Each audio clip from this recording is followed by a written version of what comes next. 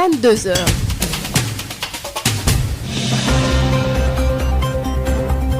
Mesdames et messieurs, bonsoir et bienvenue dans cette édition d'information au sommaire. Mbappé environ dans la commune de Ndagnsène manque de tout, eau, électricité, infrastructures sanitaires.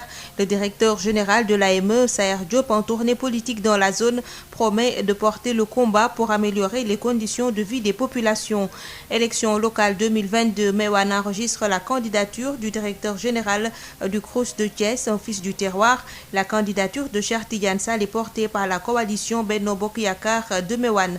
À Saint-Louis, les étudiants de l'université Gaston Berger ont remis un mémorandum au président Sall en tournée économique dans la région. L'assainissement, l'hébergement, la voirie interne et la restauration sont entre autres les préoccupations soulevées par ces étudiants. Sur l'international, le président brésilien Jair Bolsonaro a été condamné ce samedi à une amende de $108 pour avoir participé sans masque ni mesures sanitaires à une manifestation de motards dans l'état de Sao Paulo. Voilà pour les titres mis en onde assurés par Alassane Ouad. Sud Nuit. Marie-Rosalie Ndiaye. L'accès à l'eau, à l'électricité et aux infrastructures sanitaires continue de poser problème aux populations de la commune de Ndagnsène. Le directeur général de l'AME, Agence pour l'économie et la maîtrise de l'énergie, Saher Diop, en tournée politique dans cette zone, a fait le constat. Les travaux de construction du forage de Mbap dans le cadre du PUDC, programme d'urgence de développement communautaire, ne sont pas terminés à Damandiaï. Adama Ndiaye sur l'accès à l'eau, à l'électricité et aux infrastructures sanitaires.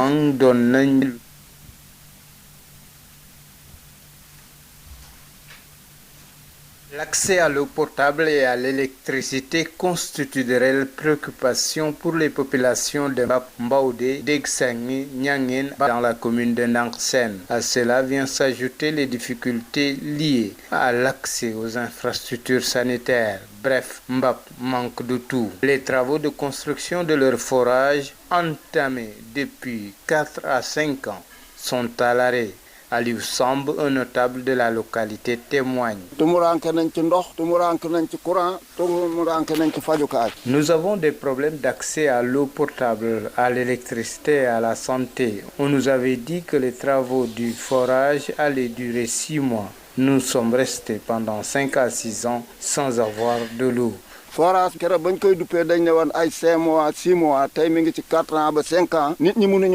Le directeur général de l'Agence pour l'économie et la maîtrise de l'énergie, Saher Diop, coordonnateur de la famille politique de Mme Aminata Tall en visite dans cette zone, a promis de porter le combat auprès des autorités. Malgré les efforts que le président est en train de faire, il reste encore beaucoup de choses à faire. Nous avons constaté de visu que les populations de Mbap et environnants ont besoin véritablement d'eau, ont besoin d'électricité.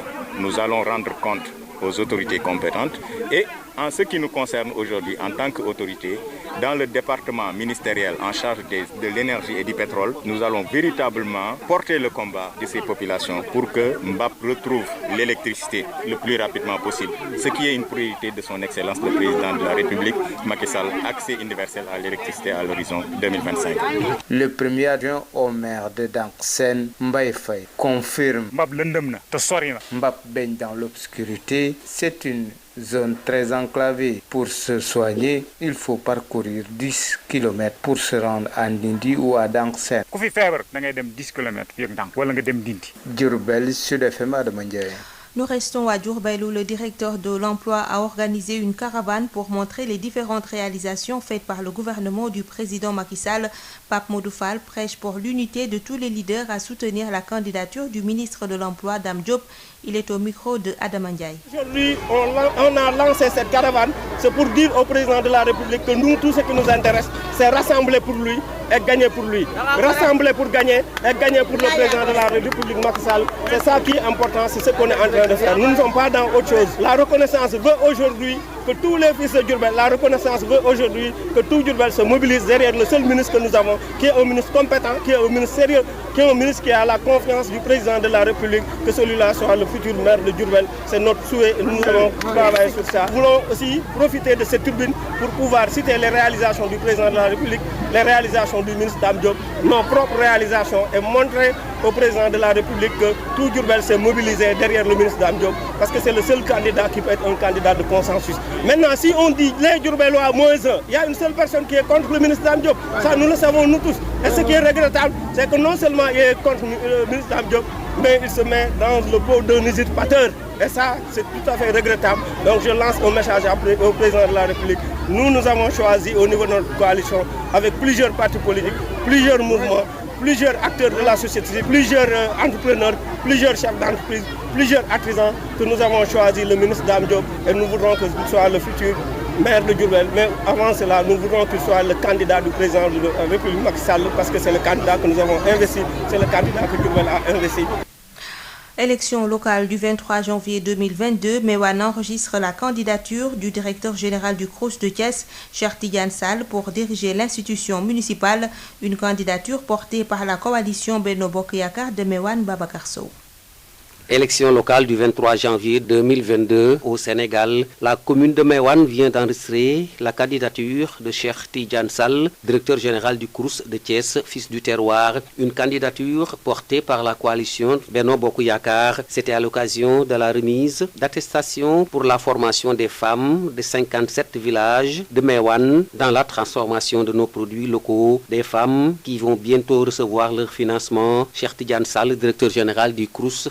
La population de Mewane aujourd'hui constitue un jour exceptionnel.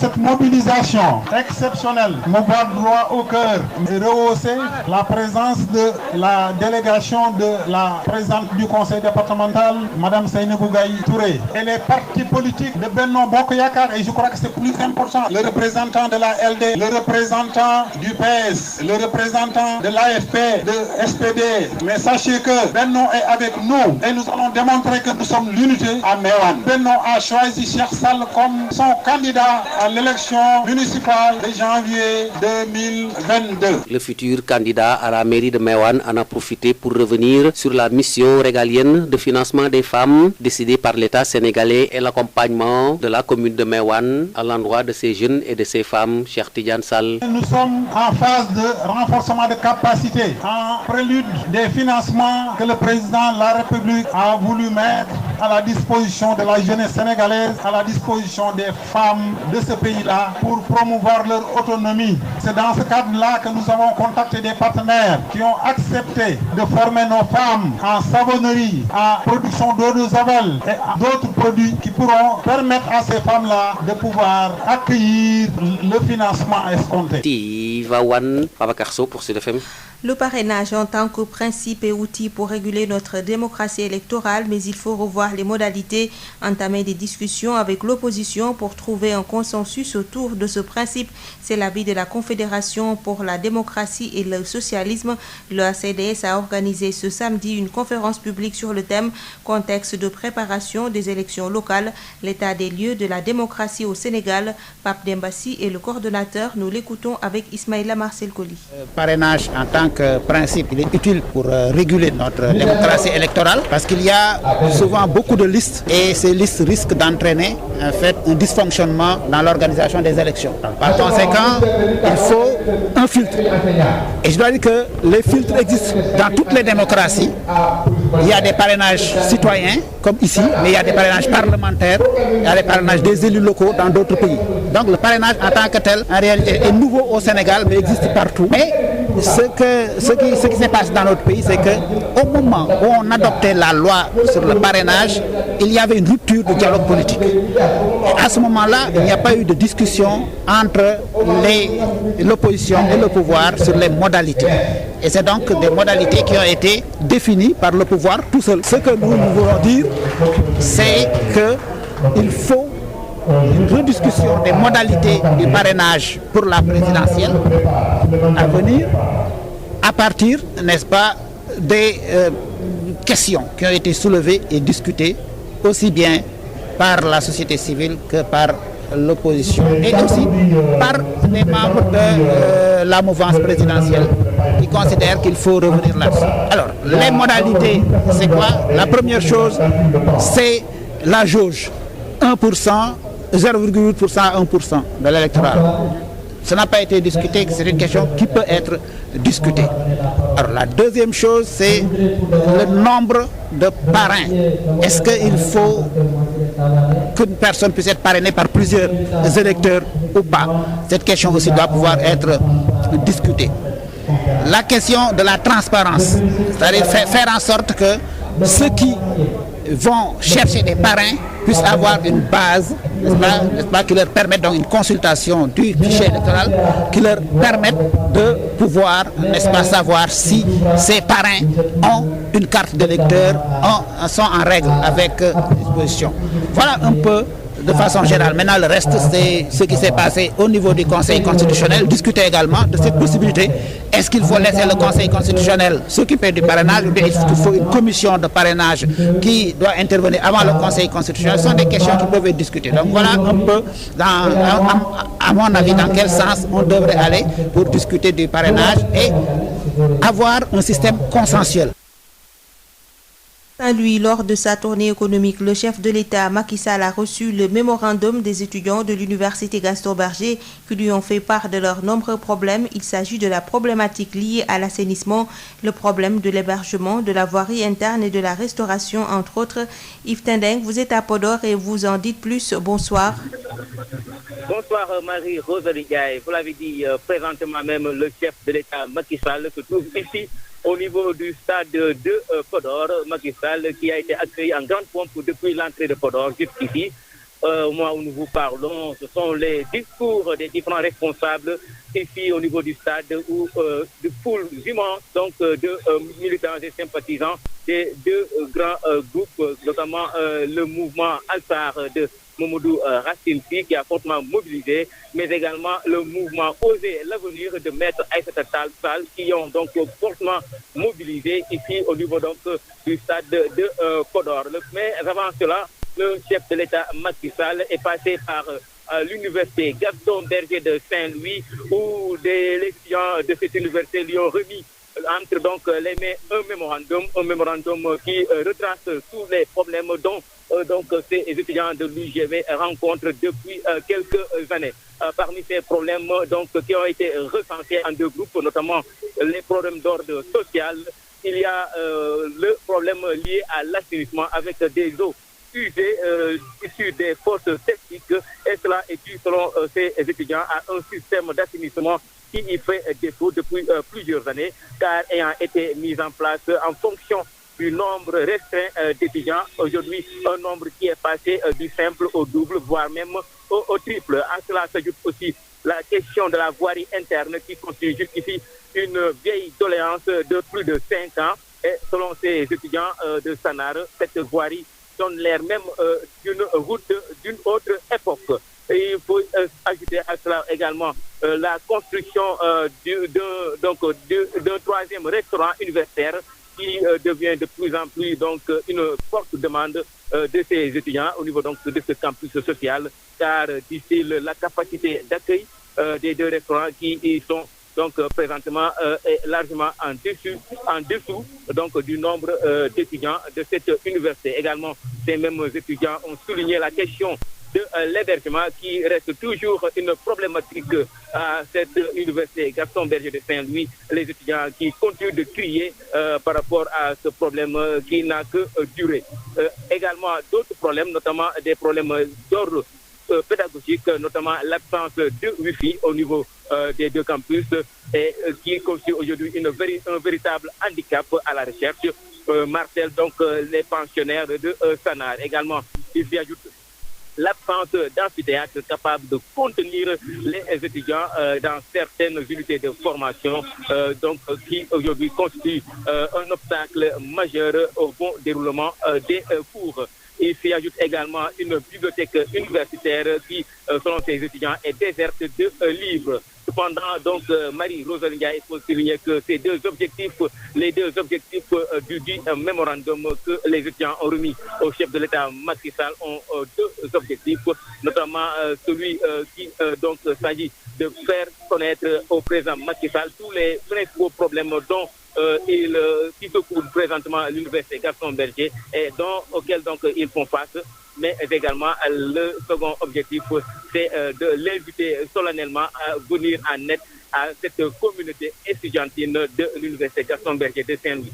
Voilà ce qu'on peut retenir par rapport à la quintessence, Marie-Rosalie Ndiaye, de ce mémorandum que les étudiants de l'UGB ont remis au chef de l'État, le président Macky Sall, qui est présentement ici au niveau de Podor, notamment la commune de Podor, et précisément au niveau du stade, où une foule de militants et sympathisants, notamment de Mamadou Racine et de Al-Sahar, mais également de Aïssata Tall de Oser l'Avenir, l'accueil présentement. C'était Yves Tendeng depuis la commune de Podor pour Sud FM. Sud International. Pour une sécurité alimentaire au Burkina, les acteurs intervenant dans ce domaine doivent agir sur la sécurité sanitaire des aliments. C'est la conviction de l'expert burkinabé Cyril Kambéré en charge de la technologie alimentaire, inspecteur phytosanitaire et de la qualité au département en charge de l'agriculture. Il évoque dans ce dossier réalisé par notre correspondant à Ouagadougou les normes pour une sécurité sanitaire des aliments. Mathieu Somda. Des aliments malsains contenant des bactéries nocives, des virus, des parasites ou des produits chimiques causent dans le monde, selon l'OMS, plus de 200 maladies allant de la diarrhée au cancer. Et pourtant, chacun est en droit d'avoir accès à une nourriture sûre, nutritive et suffisante. Les explications de l'expert burkinabé Cyril Kambéré en charge de la technologie alimentaire, inspecteur phytosanitaire et de la qualité au département en charge de l'agriculture. La sécurité sanitaire des aliments, c'est toutes les actions qui consistent à manipuler, produire, transformer, préparer des aliments de sorte à ne pas nuire à la santé de la personne qui consomme ces aliments. Le Burkina, à l'instar de la plupart des pays africains, des pays en développement, fait face à un problème particulier. Le problème particulier de nos pays, c'est quoi? Voilà, vous avez le cas donc de ces intoxications foudroyantes dues à des produits chimiques. On a des cas de diabète. Il y a une panoplie de maladies qui peuvent survenir donc à cause des aliments. Chaque année, selon l'OMS, plus de 600 millions de personnes sont touchées par environ 200 types de maladies d'origine alimentaire. Pour dire à quel point c'est alarmant. Et en plus, on note plus de 420 000 morts par an dues à des intoxications alimentaires. Assurer la sécurité sanitaire des aliments est un processus complexe qui commence dans les exploitations agricoles et se termine auprès des consommateurs, selon l'expert Cyril Kambéré. Pour tout ce qui est céréales, le gros problème des céréales qu'il peut avoir, c'est surtout les toxines qui viennent des champignons qui contaminent les céréales à cause donc d'une mauvaise conservation. En général, des l'humidité qui les réveille. Voilà, donc ces toxines sont là dans le sol. Au moment de la récolte, donc s'il y a un petit contact, donc ils passent dans l'aliment. Ils sont en surface, mais là, ils sont en latence, c'est comme s'ils dormaient. Donc, si l'aliment n'est pas bien séché, après, ils se réveillent et ils contaminent l'aliment. Beaucoup d'entre vous ont mangé des arachides en temps, il y a un grain qui est un peu amer, c'est rempli de toxines. C'est dans ce contexte que le Burkina a célébré le 7 juin dernier la journée internationale de la sécurité sanitaire des aliments sous le thème des aliments sains pour un avenir sain. Mathieu Somda, depuis Ouagadougou pour Sud FM. Le président Jair Bolsonaro a été condamné ce samedi à une amende de $108 pour avoir participé sans masque ni mesures sanitaires à une manifestation de motards dans l'état de Sao Paulo. Des milliers de motards ont participé ce samedi au rassemblement Accélérons pour le Christ à Sao Paulo. Le président d'extrême droite a pris la tête du cortège avec un casque ouvert et sans masque en violation de la réglementation de l'État. Les autorités de l'État de Sao Paulo ont indiqué qu'elles avaient infligé une amende de 552 reais, environ $108 à Bolsonaro, à son fils Eduardo, membre du Congrès, et au ministre des Infrastructures pour ne pas avoir porté de masque et ne pas avoir respecté les mesures de distanciation sociale lors du rassemblement. La présidence brésilienne n'a pas immédiatement répondu à une demande de commentaire. Le président Bolsonaro, qui a appelé à des rassemblements dans tout le Brésil en vue de l'élection présidentielle de l'année prochaine, n'a pas tenu compte des avertissements du gouverneur de Sao Paulo, João Doria, un rival politique qui qui avait déclaré que le président serait condamné à une amende s'il ne respectait pas les lois de l'État. Le président a estimé que les personnes vaccinées ne devraient pas avoir à porter le masque. Il est impossible pour une personne vaccinée de transmettre le virus, a-t-il déclaré. Il n'y a pas de consensus scientifique sur la question de savoir si les personnes vaccinées peuvent être contagieuses.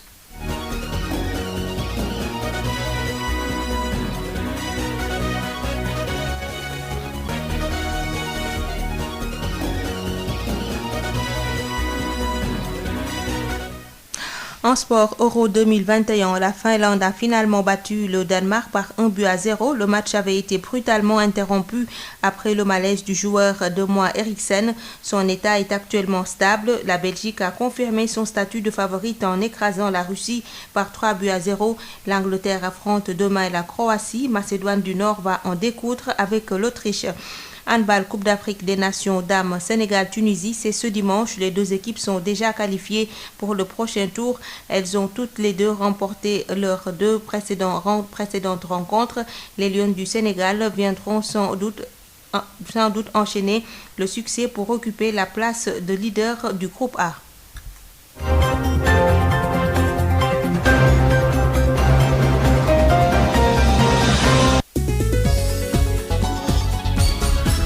Marie-Rosalie Ndiaye. Mesdames et messieurs, c'est la fin de cette édition. Je vous rappelle les titres. Mbappé environ dans la commune de Ndagnsène manque de tout, eau, électricité, infrastructures sanitaires.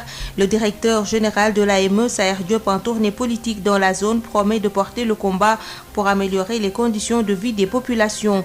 Élection locale 2022, Mewan enregistre la candidature du directeur général du Crous de Thiès, un fils du terroir. La candidature de Cheikh Tidiane Sall est portée par la coalition Benno Bokk Yakaar de Mewan.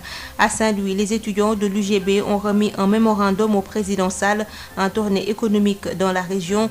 L'assainissement, l'hébergement, la voirie interne et la restauration sont entre autres les préoccupations soulevées par les étudiants.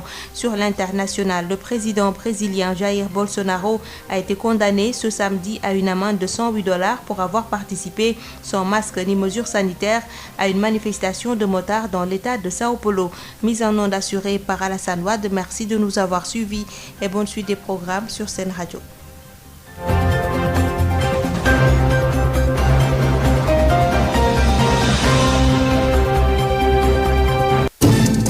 Sud FM Dakar, 90.